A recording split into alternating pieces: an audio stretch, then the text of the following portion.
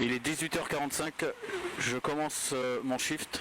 J'aimerais bien dépasser les 50 euros d'ici 22h. Est-ce que je vais y arriver? On verra bien.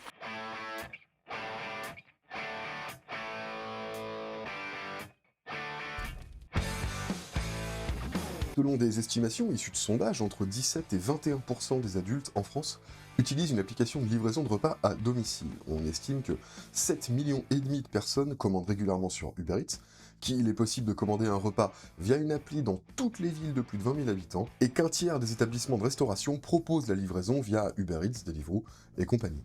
Salut tout le monde, bienvenue dans Parlons Chiffres. Aujourd'hui, je vous propose de nous pencher sur une étude récente qui va me permettre enfin de parler d'un sujet que je garde de côté depuis très longtemps, depuis que j'ai lancé la chaîne il y a 5 ans en fait. Faut-il en finir avec Deliveroo, Uber Eats et compagnie? Parce qu'on sait vaguement que les conditions de travail des livreurs, elles sont pas jojo. On sait bien que Uber Eats, c'est un système qui exploite certains des travailleurs les plus fragiles de ce pays. Et bah aujourd'hui, grâce à l'enquête Santé Course de l'Institut de recherche pour le développement, épaulé par moult professionnels, on peut enfin dire ah oui, maintenant on sait vraiment. On sait vraiment que c'est vraiment pas Jojo.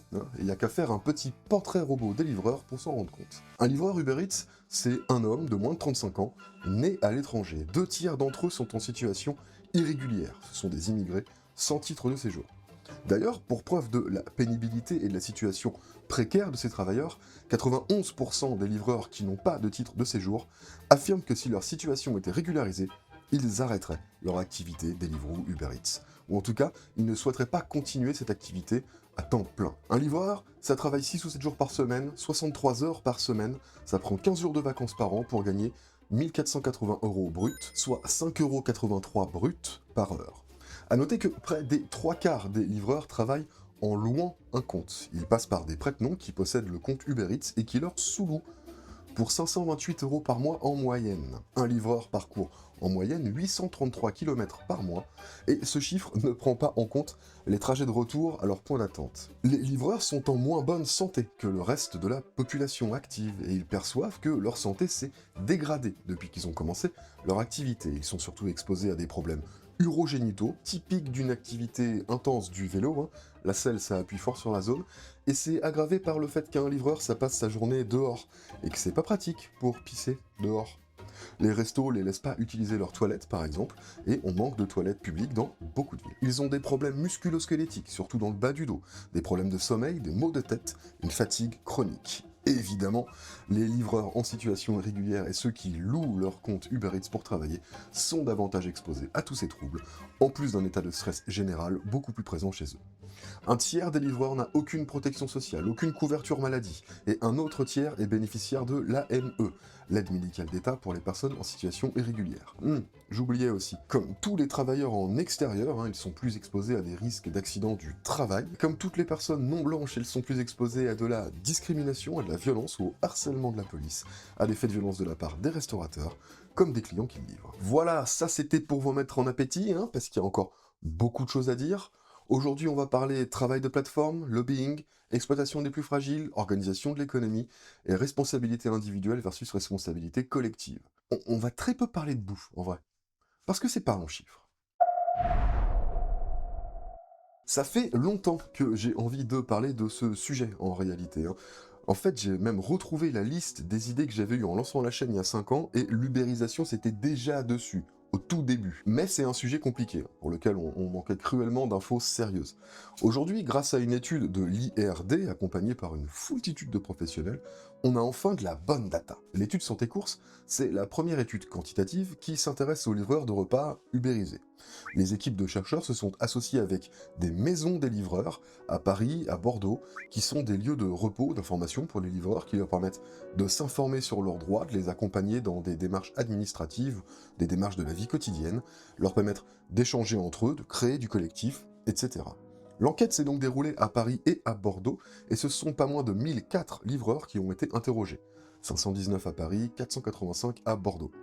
Paris, c'est bien entendu la ville où ce genre d'activité est le plus développé. Et Bordeaux, dans cette étude, peut être compris comme un exemple de ce qu'on va appeler les métropoles d'équilibre, allez, comparables à des villes comme Toulouse, Nantes, Lille, etc. Et les conclusions de cette étude sont sans appel. Les livreurs à vélo comptent parmi les catégories de travailleurs masculins les plus surexposés aux risques professionnels, aux risques liés à leur santé, des accidents, des troubles divers, et parmi les plus sous-protégés, à la fois en ce qui concerne leur protection sociale et le droit du travail. Et c'est bien entendu lié à la surreprésentation extrême des personnes immigrées, souvent sans papier, ou plutôt, le constat est encore plus inquiétant en ce qui concerne ces travailleurs sans papier. Vous vous souvenez de l'époque où les applis de livraison de bouffe se sont installées en France? Elles promettaient des emplois, alors pas des emplois de rêve, hein, mais des emplois quand même, des emplois indépendants qui pourraient convenir à des étudiants par exemple, ou à des personnes qui auraient besoin d'un revenu d'appoint.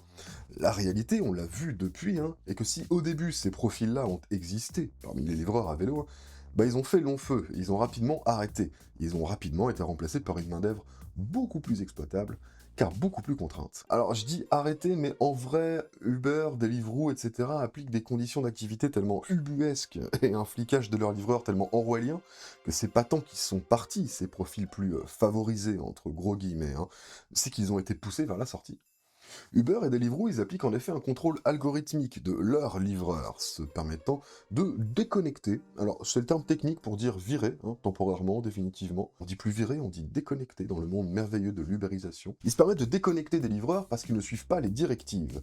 Le suivi d'une trace GPS optimale pour l'appli, un temps de livraison jugé trop long, le fait de ne pas avoir été en poste à des dates, des heures particulières, tout ceci en jurant leur grand Dieu que non, les livreurs ne sont pas leurs salariés, hein, parce qu'il n'y a pas de lien de subordination entre eux et la maison mère.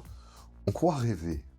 Les gars se sont arrogés le droit et les moyens techniques de régenter toute l'activité des livreurs, mais ils osent dire partout qu'ils sont pas leurs salariés. Non mais par pitié, enfermez ces types, quoi. Bref, le profil des livreurs à vélo est tel, et la pression sur leur activité, leur corps et leurs esprits est telle, pour rappel, un travail quotidien, quasiment sans repos, plus de 800 bornes de vélo chaque mois, 63 heures par semaine, des problèmes de santé, notamment dus à la pression, la fatigue et aux conditions de travail.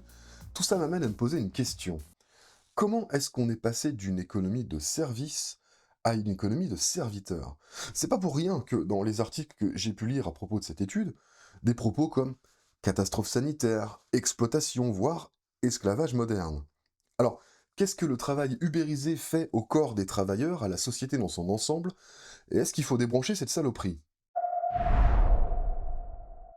Je vous ai dressé un rapide portrait robot en introduction, mais on va pouvoir développer un peu, maintenant qu'on a les deux pieds dedans. Livreur à vélo, c'est donc un métier d'homme jeune. L'âge médian des participants à l'étude, c'était 30 ans.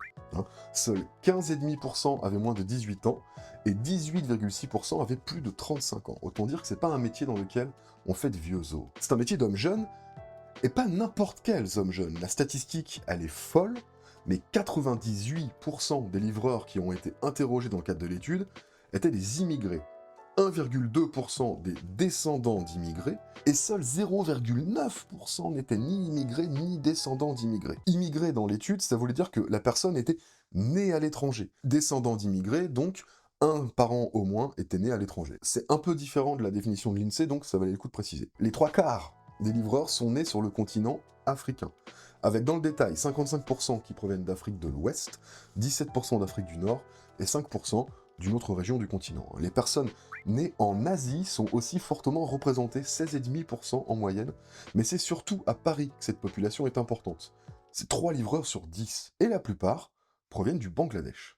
Pour vous dire à quel point le travail de livraison à vélo c'est un travail d'étrangers ou d'immigrés, le questionnaire de l'étude santé-course était proposé en 5 langues, le français, l'anglais, l'arabe, le bengali et le pashto, la langue des Pashtuns, qui représente 4% des livreurs interrogés en moyenne, jusqu'à 6,5% à Bordeaux. Il faut insister sur le fait que les 2 tiers des livreurs interrogés n'avaient pas de titre de séjour. Seul un livreur sur 10 possédait une carte de séjour de longue durée, une carte de séjour de 10 ans. Quand on parle d'Uber Eats, de Deliveroo, de Stuart, d'une autre compagnie du genre, on parle donc d'entreprises dont la raison sociale est l'exploitation d'une main-d'œuvre immigrée, le plus souvent sans titre de séjour, constituée de jeunes hommes racisés en situation de précarité, assez extrême. Voilà leur modèle, hein. J'aimerais que ce soit bien clair pour tout le monde. Alors, il y a d'autres secteurs d'activité qui sont concernés par la présence massive de travailleurs sans papier, qui sont très bien identifiés d'ailleurs, hein. Chez les entreprises sous-traitantes du BTP, dans les cuisines des restaurants, dans les ateliers de confection, chez les façonniers sous-traitants, dans l'agriculture pour les travaux saisonniers, ou encore directement chez des particuliers pour exercer des services domestiques. Le point commun de tous ces secteurs, c'est qu'ils peuvent imposer une charge de travail extrêmement fluctuante, dans un emploi aux horaires flexibles, sans contact avec le public, et ne nécessitant pas une grande maîtrise de la langue. Et le travailleur ubérisé, dans la livraison de vélo, il coche bien toutes ces cases. La charge de travail est fluctuante, les horaires flexibles, en fonction des heures de repas, des commandes des clients, voire d'événements extérieurs. Fun fact, j'ai bossé à la fin de mes études dans un Domino's Pizza. J'étais livreur, salarié. Et les soirs où on se prenait les plus gros coups de bourre, c'était les soirs de matchs de foot, spécifiquement la Ligue des Champions d'ailleurs, je me souviens. Les gens sont entre amis, ils se font livrer de la bouffe, hein, sauf qu'ils sont beaucoup, mais beaucoup à faire ça. Et du coup, tout le secteur de la livraison se prend un énorme coup de jus. Sauf que moi, une fois ma livraison faite, je rentrais à la base. Et la base, c'était pas une place publique où j'attendais aux 4 vents, non. La base, c'était un magasin avec des murs et tout. Parce que si on revient aux livreurs à vélo, ils passent en fait une partie importante de leur temps à attendre qu'une commande arrive.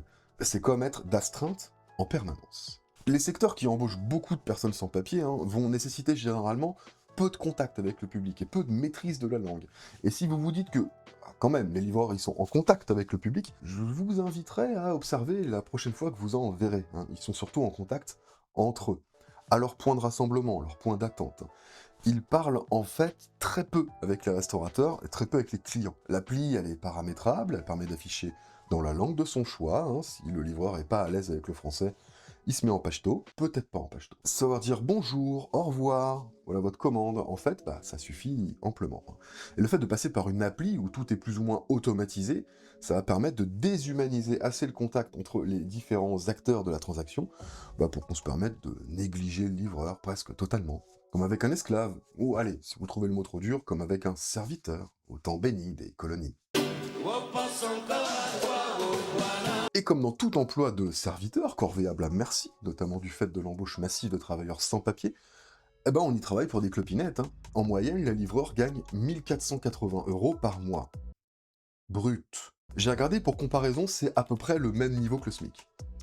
Net, par contre. Pour calculer la rémunération nette des livreurs, c'est un peu compliqué, puisque ce sont des travailleurs indépendants. Va donc falloir prendre en compte les cotisations quand il y en a, mais aussi les charges, et là on a le droit de dire charges, puisqu'il s'agit bien de dépenses incompressibles qui sont faites dans le but de pouvoir conserver son activité, la maintenance, les réparations du vélo, du scoot, l'achat du sac à dos auprès de la plateforme, le forfait de téléphone, etc. Si bien que les auteurs de l'étude estiment que dans le meilleur des cas, un livreur Uber, ça se fait en moyenne 926 € net par mois.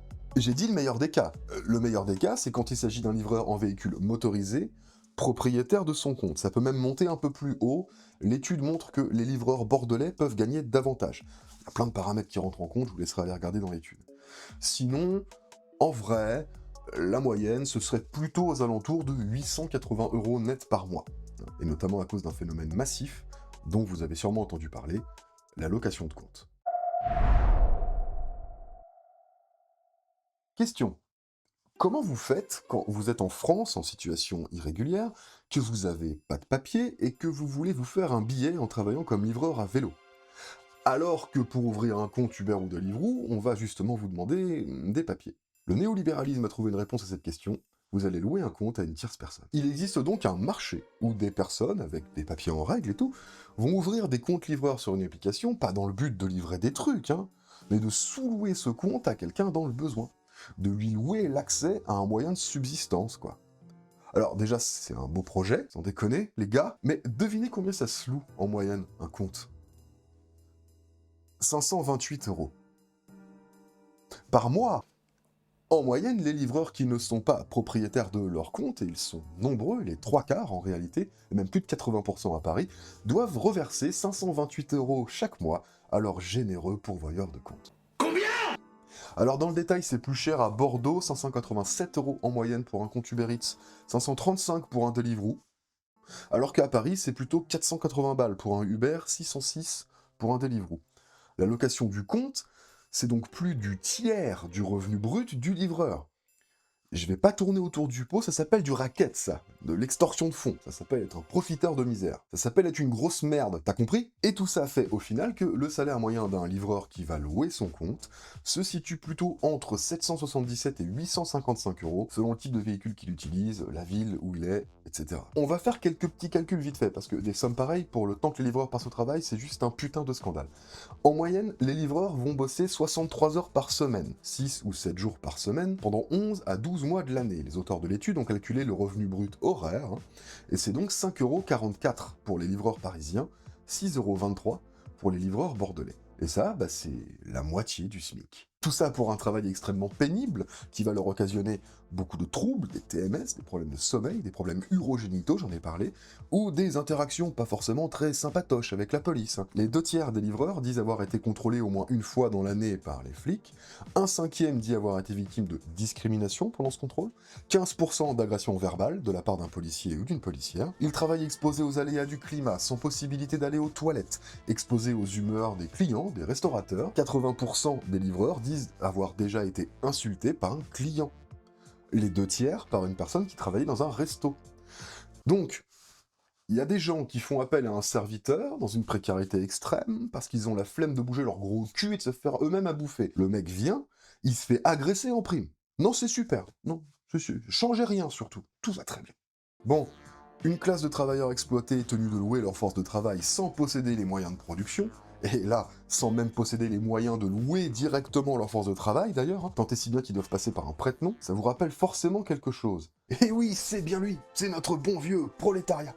Toujours d'actualité, toujours renouvelé. La figure moderne du travailleur ubérisé, c'est bien ça, le nouveau prolétariat. C'en est presque la figure idéale typique. Les anglophones parlent de gig economy pour qualifier ce que nous on appelle l'ubérisation ou le travail de plateforme. Un gig, à la base, aux USA, c'est un concert dans le vocabulaire des musiciens. C'est-à-dire une soirée de travail payée en one-shot. Et la gig economy, c'est une économie du petit boulot, une économie du travail à la tâche. Les travailleurs ubérisés sont les nouveaux tâcherons de l'économie mondiale. Et on pourrait d'ailleurs leur associer tous les travailleurs du clic, cette main-d'œuvre payée pour entraîner les IA, pour modérer les contenus du web, une main-d'œuvre qui bosse pour quelques centimes à la tâche dans des pays du tiers-monde, pour permettre aux plus grandes entreprises de la tech de mettre au point et d'améliorer leurs services, de faire encore plus de profits et, ironiquement, de préparer l'automatisation des tâches faites aujourd'hui par cette main-d'œuvre exploitée, qui va donc bosser littéralement à son remplacement par des procédés automatisés. Quand on se replonge dans l'histoire du travail, on retombe toujours sur ce moment dit de la révolution industrielle, l'avènement du capitalisme moderne, où ces travailleurs à la tâche, ces tâcherons, ont été au cœur des transformations sociales de l'époque. À l'époque, c'était souvent des artisans, des tisserands par exemple, qui, en tant qu'artisans, possédaient leur outil de travail, leur métier à tisser, et travaillaient à la pièce pour le compte d'un ou de plusieurs donneurs d'ordre. Ils étaient payés pour chaque drap ou chaque pièce de textile qu'ils produisaient et qu'ils livraient. C'était un travail difficile, mal payé, incertain, par nature précaire, mais au moins, pourrait-on dire, le tâcheron gardait un semblant d'indépendance. Il possédait son outil de travail. Karl Marx parlait de ce moment de l'histoire comme un moment pré-capitaliste, quand il n'y avait pas de salariat à proprement parler, quand la dépendance juridique des capitalistes sur les travailleurs n'était pas encore acquise. Le premier coup d'éclat des capitalistes, ça a été de rendre ces travailleurs-là obsolètes, ou en tout cas de rendre leur statut obsolète. En mécanisant les métiers à tisser, ils ont rendu le travail du tâcheron, fait main dans son atelier ou à domicile, économiquement non viable. Les artisans ont donc dû aller bosser à l'usine pour faire le même métier qu'auparavant, en tout cas en partie, mais dépossédés de l'outil de production, dépossédés de la maîtrise de leur commanditaire, de la maîtrise de leur temps, de la maîtrise de leurs tâches.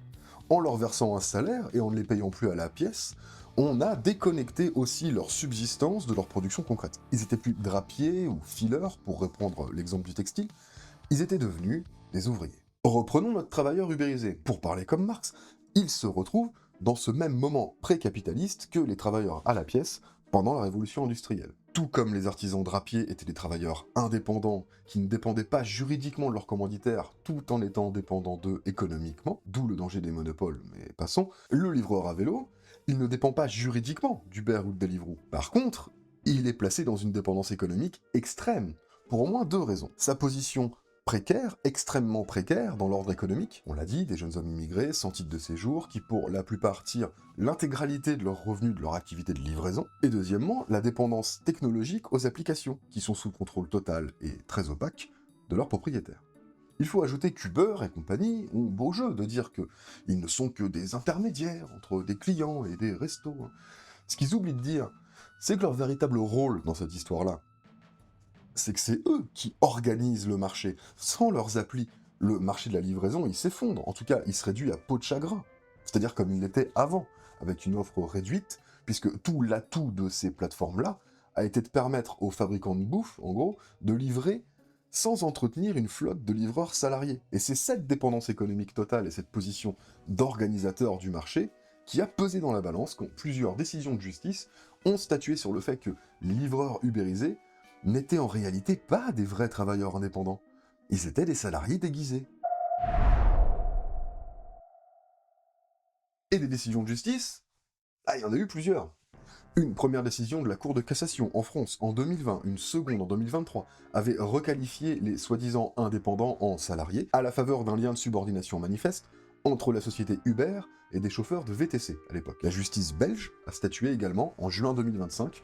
Un chauffeur Uber a été requalifié en tant que salarié, de même que la justice anglaise, qui avait rendu un jugement dès 2021 qui donnait le statut de salarié aux travailleurs de plateforme, qui leur donnait droit au salaire minimum, au congé payé. La même année 2021, une loi est promulguée en Espagne qui a imposé aux plateformes de considérer les chauffeurs, les livreurs, comme des salariés, impliquant de leur donner tous les droits qui vont avec. Et en 2026 en France, l'URSSAF a demandé des arriérés de cotisation à Uber, et la plateforme Foodora, qui n'existe plus mais qui a officié entre 2015 et 2018, a dû négocier un accord avec la justice française pour éviter d'être publiquement dénoncés comme ayant eu recours à du travail dissimulé. En échange, ils ont payé une amende de 200 000 €. Des situations comme ça, il y en a des dizaines et des dizaines partout dans le monde. Et c'était important parce que si Marx semblait voir dans le salariat une immense saloperie qui empêchait par nature les travailleurs de posséder les moyens de production, il se trouve que depuis, la social-démocratie est passée par là et que les capitalistes ont, au fil du temps, dû lâcher quelques compromis. Aujourd'hui, c'est bien le statut de salarié qui offre le plus de production sociale. C'est pas trop mal, enfin c'est sur la pente descendante évidemment, et c'était pas trop mal que les travailleurs des plateformes aient accès à cette protection-là, notamment en vue de leur statut ultra précaire. Sauf que dans le monde réel de la réalité véritable, jamais rien n'a bougé. Uber, Deliveroo, DoorDash aux États-Unis, ils en ont rien à foutre de nos décisions de justice, faut bien le comprendre ça, ils ont rien à foutre de nos lois et de nos règlements. Tout ça n'a juste jamais été appliqué par eux. Et c'était visible depuis le début, en fait.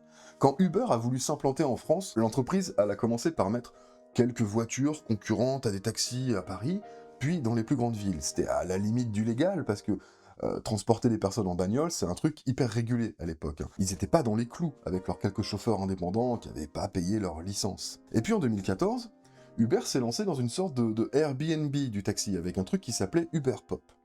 L'idée, c'était de proposer à n'importe qui de prendre une course de taxi. Vous êtes en bagnole, vous avez l'application, de la place sur les sièges arrière, vous en profitez pour vous faire une pièce en transportant quelqu'un qui a besoin de se déplacer. Je me souviens très bien de cette époque, c'était sous François Hollande et on était déjà déprimés. Tu te souviens de la merde que j'étais, moi, sous Hollande? Mais que tu m'as connu et qu'on était tous, tous les Français. Et maintenant, là, regarde comment je suis maintenant, là. Maintenant, Hollywood, c'est Macron maintenant, ouais, absolument. À l'époque, il y avait eu des prises de position politiques de membres du gouvernement pour dire à Uber que son service était illégal et qu'il fallait qu'ils arrêtent tout de suite. Et Uber, ils ont tous envoyé se faire foutre. Ils ont quand même lancé l'appli en partant du principe que le temps que l'État attaque en justice, ils auraient implanté de force leur service, qu'avec un peu de chance, ils auraient créé un nouveau besoin difficile à supprimer par la suite, et que dans tous les cas, ils se feraient un peu de sous et surtout beaucoup de pubs. Et si vous pensez que je suis cynique, dites-vous bien qu'il y a eu une pétition à l'époque contre l'interdiction d'Uber Pop. Elle a recueilli 55 000 signatures. Dites-vous que ça se battait dans les rues entre chauffeurs de taxi et chauffeurs Uber. Il y a eu des chauffeurs de taxi qui ont monté des guet-apens pour niquer des chauffeurs Uber. C'était une zinzinerie le truc. Tout ça grâce à Uber, qui venait de tester en France la nouvelle méthode des géants de la tech américains, disrupter d'abord, casser les régulations, casser les marchés, et mettre tout le monde devant le fait accompli. C'est comme ça que ça marche. Ils ont fait des investissements, ils veulent un retour dessus, et ils vont imposer leur daube, au mépris de tout le reste. Vous n'êtes pas content, c'est pareil.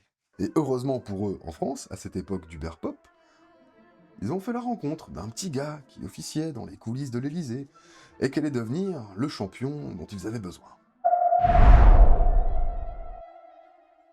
Emmanuel Macron est fan du modèle des plateformes. Il adore ça. C'est innovant, c'est pratique, ça casse complètement les codes, surtout le code du travail, et apparemment, il est très pote avec le patron. Enfin, notre patron, Macron, il est pote avec le patron d'Uber, Travis Kalanick. C'est les Uber Files qui avaient révélé ça. C'était une vaste enquête journalistique menée par le Consortium international des journalistes d'investigation. C'est plus de 100 000 documents confidentiels dans lesquels on apprenait, entre autres, comment Macron a bossé pour assouplir la législation, pour préparer l'acceptation du modèle économique des plateformes, et ça dès 2014. On y apprend, par exemple, que le coût Uber Pop dont je vous ai parlé à l'instant était en fait probablement un leurre, une énormité qui a été mise en place juste pour pouvoir la retirer quand il s'agirait de négocier, en mode on fait un compromis. Alors qu'ils s'en foutaient en fait.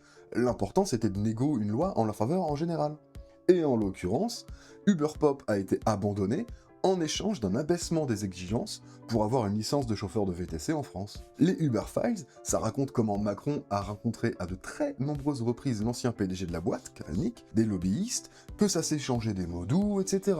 Tout est sur Mediapart, il y a même eu une commission parlementaire sur le sujet, vous pouvez lire le rapport, tout le monde en avait parlé à l'époque, je vais pas vous refaire le topo entier dessus parce que ce serait long, et que là on a du plus frais que ça, du tout récent, et que c'est au niveau européen que ça se joue.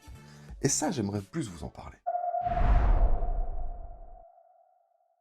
Parce qu'en ce moment même, il se joue des trucs intéressants à l'échelle de l'Union européenne. En 2024, l'UE a en effet adopté une directive qui impose une présomption de salariat pour tous les livreurs de plateforme, dans tous les pays de l'Union. La charge de la preuve est donc renversée au bénéfice des travailleurs. Avec cette directive, ce sera plus aux travailleurs d'aller contester en justice leur contrat pour les faire requalifier en contrat salarié, mais ce sera aux plateformes elles-mêmes de démontrer que leurs livreurs sont bel et bien des indépendants et pas des salariés, soumis à des rapports de subordination. Cette directive elle a été adoptée fin 2024, et les États membres, ils ont 2 ans pour la transposer dans leur loi nationale, y compris la France, qui a bien le seum, parce qu'elle s'était bien battue bec et ongle pour faire capoter les négociations, et pour faire en sorte que cette directive ne voit jamais le jour. Cocorico? Oui, oui, oui, la France. C'est en votre nom que tout ça a été fait. C'est en votre nom que Macron a envoyé ses émissaires dans les plus hautes instances de l'Union européenne, qui s'est allié avec l'Allemagne, l'Italie, la Hongrie aussi, par exemple, pour faire pression sur les représentants d'autres pays, la Grèce ou l'Estonie, parce qu'ils trouvaient que la présomption de salariat pour les livreurs, c'était trop contraignant. Et qu'on n'aime pas ça, la contrainte. La France, c'est pas une soirée shibari. Pendant plus de 2 ans, lors de la négociation du texte, la France a temporisé, a fait jouer la montre, n'a validé aucune des propositions, a dit que oui, mais en France, nous, on a déjà travaillé sur le sujet des livreurs, on a mis en place une instance de dialogue social entre les plateformes et les livreurs pour qu'ils puissent parler. Alors, c'était vrai, spoiler, ça sert à rien, et ils sont même jusqu'à aller demander une dérogation au principe de présomption de salariat, juste pour nous. Ils appelaient ça la French dérogation. Ça aurait fait de notre pays une oasis d'ubérisation au milieu d'un désert sec et aride de régulation. Oh, ça fait froid dans le dos les régulations. Bah, c'est des contraintes, on n'aime pas. Mediapart a interrogé les eurodéputés présents pendant ces négociations, et leurs propos sont assez glaçants.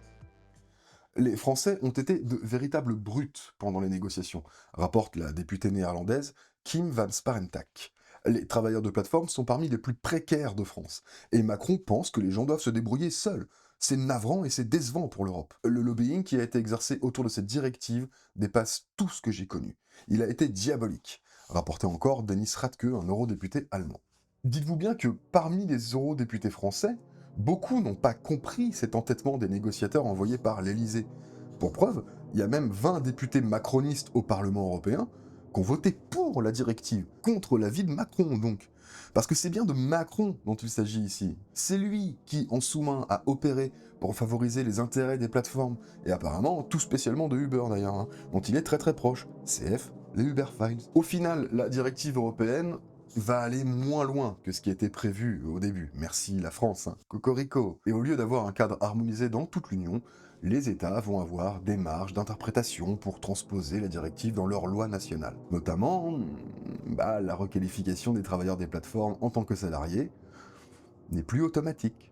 On ne sait pas à l'heure actuelle comment ce mécanisme-là va être intégré dans la loi française, mais il y a fort à parier que ce ne sera pas un mécanisme simple, et que le but du jeu va être de mettre des bâtons dans les roues des livreurs à vélo. Le 28 avril 2026, des parlementaires, écolo, PCF et PS, ont annoncé qu'ils vont déposer eux-mêmes une proposition de loi visant une transposition ambitieuse, ce sont leurs mots, de la directive européenne, vu que le gouvernement traîne manifestement les pieds pour déposer lui-même un projet de loi.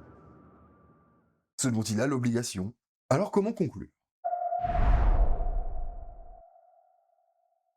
Est-ce qu'il faut que je vous dise que Uber Eats, Deliveroo et de manière générale, tout le travail de plateforme, c'est une saloperie et qu'il faut pas utiliser ces services sous peine d'être un complice actif de l'exploitation dégueulasse d'une frange déjà précarisée de la population? Oui, dans un monde simple, oui, je vous dirais ça, effectivement. Et de manière plus générale, je vous dirais bien que tous ceux qui ont recours à ces emplois dits de service, mais qui sont en fait des emplois de serviteurs, sont des salauds et qu'on les pendra à la révolution. Mais j'ai gardé mes réflexes d'étudiant en sociaux. Et je sais pertinemment que les gens se comportent uniquement comme les conditions sociales d'existence dans lesquelles ils sont plongés leur permettent de se comporter. Et pas autrement. Elle est compliquée celle-là, on dirait du lordon. Bah oui, c'est du lordon. Si la saloperie qu'est le travail de plateforme a pu se développer et a pu rencontrer un écho chez beaucoup de consommateurs, ça n'a rien à voir avec le hasard. On a d'un côté une offensive néolibérale qui cherche à briser les réglementations censées protéger les travailleurs face à l'exploitation. Alors on peut dire aussi simplifier le code du travail, libérer les énergies, on va tous vous niquer. Un intrus s'est glissé dans la liste. Cette offensive est accueillie à bras ouverts par toute une nouvelle génération de dirigeants de la tech qui vont chercher à imposer leur agenda libertarien, farci d'éléments dystopiques, qui se comportent comme des edgelords du forum 1825, sauf que eux ils sont milliardaires et ils ont les moyens d'instaurer un technofascisme cyberpunk issu du pire cauchemar d'un auteur de SF. Mais d'ailleurs, rien que les blasts qu'ils donnent à leur société, quoi. Mais sérieusement, Palantir, la NSA, l'agence de renseignement américaine, elle a lancé un programme d'espionnage basé sur de l'IA, et ils l'ont appelé Skynet. Skynet! Bref, de l'autre côté, on a des personnes, des travailleurs, des citoyens, des consommateurs, qui vont subir les choix politiques qui précarisent leurs emplois, qui réduisent le temps libre disponible, qui épuisent les corps et les esprits.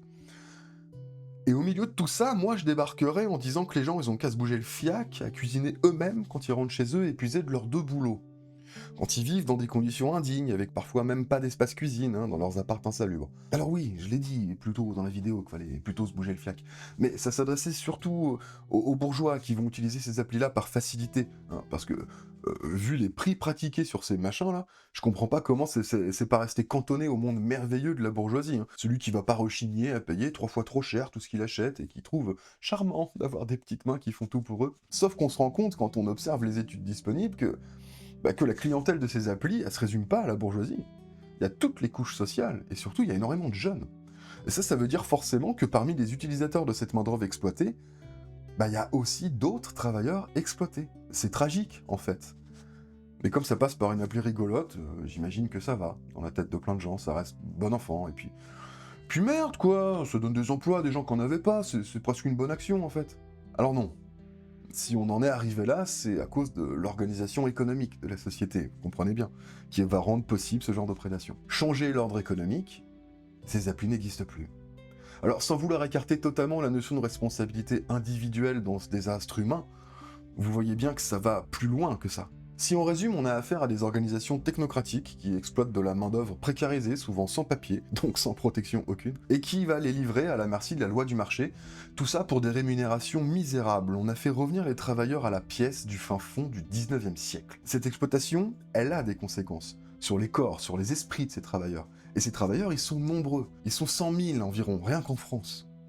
L'enquête sur laquelle je me suis basé pour faire cette vidéo, elle s'appelle Santé Course. Elle traite bien évidemment de l'état de santé des livreurs à vélo. Et je me rends compte que j'en ai en fait assez peu parlé, tellement le sujet est vaste. Mais comprenez bien que ce travail de plateforme, ça déglingue les gens. Je vous encourage à aller jeter un œil dans les sources, le rapport de l'enquête, il est très complet sur ce sujet. Au moment où je tourne cette vidéo, plusieurs collectifs de livreurs et des associations de soutien ont déposé plainte contre Uber et contre Deliveroo. Et ils les attaquent pour traite d'êtres humains. Traite d'êtres humains. La plainte au pénal, c'est une plainte pour traite des êtres humains et l'action de groupe, c'est pour discrimination. On a des retours de ces livreurs depuis des années qui nous témoignent des abus des plateformes. Et ces personnes sont en situation de précarité, de fragilité. Elles n'arrivent pas à accéder au monde de l'emploi, au marché du travail, et donc elles se retournent par contrainte vers ces plateformes. Il n'y a absolument pas de volonté d'être auto-entrepreneur, d'être libre au travail, d'être flexible au travail. La réalité, c'est qu'elles n'ont pas le choix. Du coup, les plateformes, ayant bien compris que que ces personnes n'avaient pas le choix, elles ont développé un business pour exploiter cette précarité. Des fois, on a des propositions où on a eu 10 km à 6 euros. 10 km à 6 euros, vous êtes obligé d'accepter. Parce que si vous n'acceptez pas, quelqu'un d'autre va le prendre. Il y a beaucoup de personnes qui sont dans les squats. Si on change la rémunération, et ça peut changer tout. Et la régularisation aussi pour les 100 titres de séjour, c'est les deux choses qui peuvent changer tout. Alors non, on n'a pas besoin d'emplois comme ça. Notre monde va déjà assez mal.